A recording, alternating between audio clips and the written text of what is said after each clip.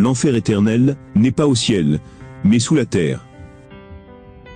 La doctrine religieuse selon laquelle l'enfer serait au premier ou deuxième ciel, peu importe, est définitivement fausse, mais comme toujours, basée sur le fruit des réflexions religieuses. Parce que la parole nous indique clairement le lieu géographique de l'enfer. Pour ceux qui nient intentionnellement l'existence de l'enfer, ferait mieux d'y croire maintenant. Car en croyant en cela, vous pourriez reconsidérer vos actions et rectifier votre avenir. Si vous n'avez aucune crainte de Dieu, mais au moins par crainte de se retrouver au final dans un tel lieu. Quant à ceux qui, à cause du dogme religieux, d'un prétendu Dieu trop bon pour punir, car trop doux que pour bénir. Alors sur cette base, bien des gens se sont rendus complètement sceptiques sur l'existence de l'enfer, se disant « Oh non, Dieu est trop bon, il ne peut créer ni réserver un tel lieu à sa créature. Donc du coup, il n'y a pas d'enfer. » Eh bien, à cela, nous disons, vous ferez mieux de revoir vos actions et sortir de votre scepticisme, car l'enfer est bien réel. Il y a 2 enfers. Et d'ailleurs l'apôtre Paul en parle avec pluralité. Il y a un prêtre catholique qui se le rend lui-même, ainsi que ses adeptes, il a dit. Le mot enfer même n'est pas biblique, et n'est même pas mentionné dans la Bible. Lui aussi, la Bible va le confondre tout à l'heure.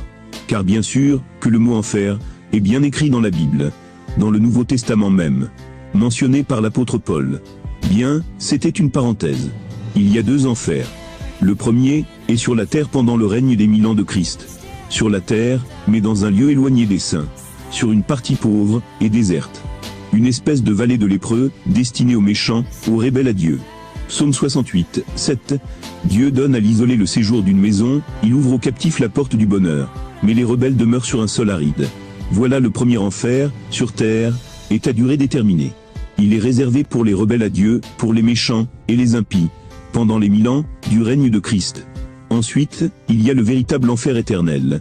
Là, où seront jetés à la fin des 1000 ans, les âmes rebelles, les pécheurs non repentis et convertis, après le jugement dernier. Cet enfer véritable et éternel, que Christ appelle la géhenne. Matthieu 23, 33. Serpent, engeance de vipère.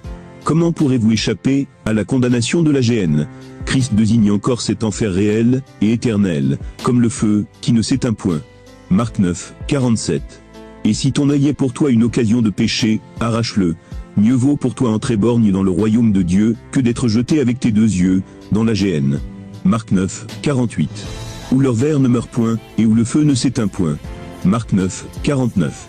Car tous seront salés par le feu. Jean le Baptiste aussi désigne cet enfer réel et éternel comme le feu qui ne s'éteint point. Matthieu 3, 12. Il tient en sa main la pelle à vanner, et va nettoyer son aire. Il recueillera son blé dans le grenier. Quant aux balles, il les consumera au feu, qui ne s'éteint pas. Ce même enfer réel et éternel, l'apôtre Jean le visionnaire, appelle l'étang de feu et de soufre. Apocalypse 20, 10. Alors, le diable, leur séducteur, fut jeté dans l'étang de feu et de soufre, y rejoignant la bête et le faux prophète. Et leur supplice dura jour et nuit, pour les siècles des siècles. L'apôtre Pierre dit, 2 Pierre 2, 4.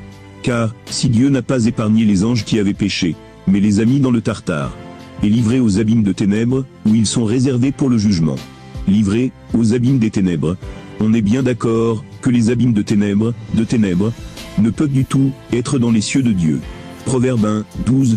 Comme le Sheol, avalons-les tout vifs, tout entiers, tels ceux qui descendent dans la fosse. Proverbe 7, 27. Sa demeure est le chemin du Sheol, la pente vers le parvis des morts. Cessez d'être très croyants envers les paroles des hommes, et très incroyants, hypocrites, et incrédules, envers la parole de Dieu. Lorsque vos présidents et vos médecins vous mentent que les vaccins Covid sont sûrs et efficaces, vous les croyez, en sorte de vous faire piquer en masse. De même lorsque les pasteurs vous enseignent l'erreur, vous dites Amen. Mais quand Dieu vous dit, ne vous y trompez pas, on ne se moque pas de Dieu. Car ce que l'on sème, on le récolte.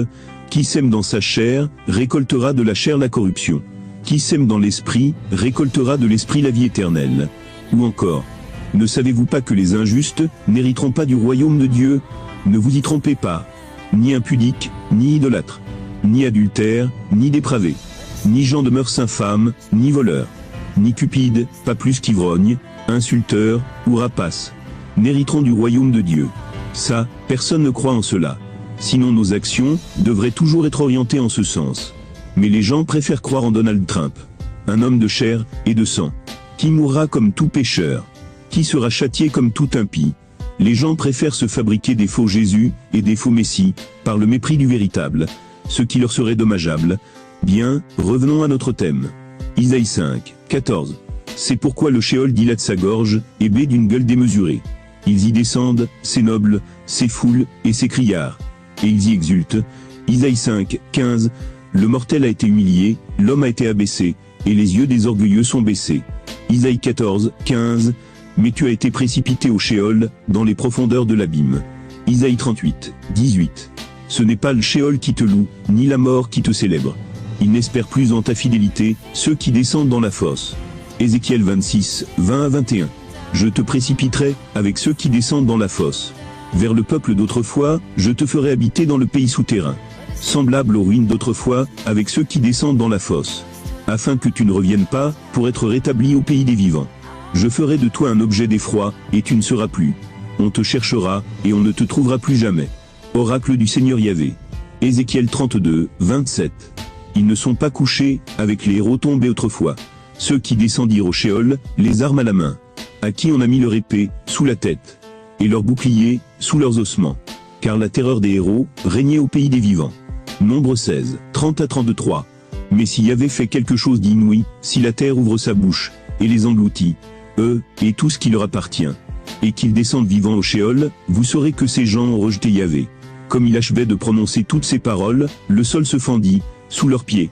La terre ouvrit sa bouche, et les engloutit, eux, et leurs familles, ainsi que tous les hommes de Corée, et tous ses biens. Ils descendirent vivants au Sheol, eux, et tout ce qui leur appartenait. La terre les recouvrit, et ils disparurent du milieu de l'assemblée. Psaume 55, 16. Que sur eux fonde la mort, qu'ils descendent vivants au Sheol. Car le mal est chez eux, dans leur logis. Psaume 63, 10. Mais ceux qui poussent mon âme à sa perte, qu'ils descendent au profond de la terre. Philippiens 2, 9 à 11. Aussi Dieu l'a-t-il exalté, et lui a-t-il donné le nom, qui est au-dessus de tout nom, pour que tout, au nom de Jésus, s'agenouille, au plus haut des cieux, sur la terre, et dans les enfers. Et que toute langue proclame, de Jésus-Christ, qu'il est Seigneur, à la gloire de Dieu le Père. Tous ces versets prouvent que l'enfer se trouve sous la terre, et non dans le deuxième, ni dans aucun ciel. C'est quand même terrible de blasphémer le trône de Dieu à ce point. Tantôt les religieux seront enlevés au ciel, tantôt l'enfer au deuxième ciel. C'est lamentable. Ici, Paul nous montre très clairement les trois dimensions, et la situation géographique de chacun des lieux dont nous parlons. Quand on prend Philippiens 2, 9 à 11. Aussi Dieu l'a-t-il exalté, et lui a-t-il donné le nom, qui est au-dessus de tout nom, pour que tout, au nom de Jésus, s'agenouille, au plus haut des cieux, sur la terre, et dans les enfers, et que toute langue proclame, de Jésus-Christ, qu'il est Seigneur, à la gloire de Dieu le Père, au plus haut des cieux. Cela montre déjà que les cieux sont seuls élevés, au-dessus de la terre. Puis on descend, sur la terre. Puis on descend encore plus bas, dans les enfers, donc sous la terre. Ce verset est incontestable quant au lieu géographique, de l'enfer, et même du Sheol. Voilà, à n'en pas douter. L'enfer n'est ni au deuxième ciel, ni dans aucun ciel, mais sous la terre.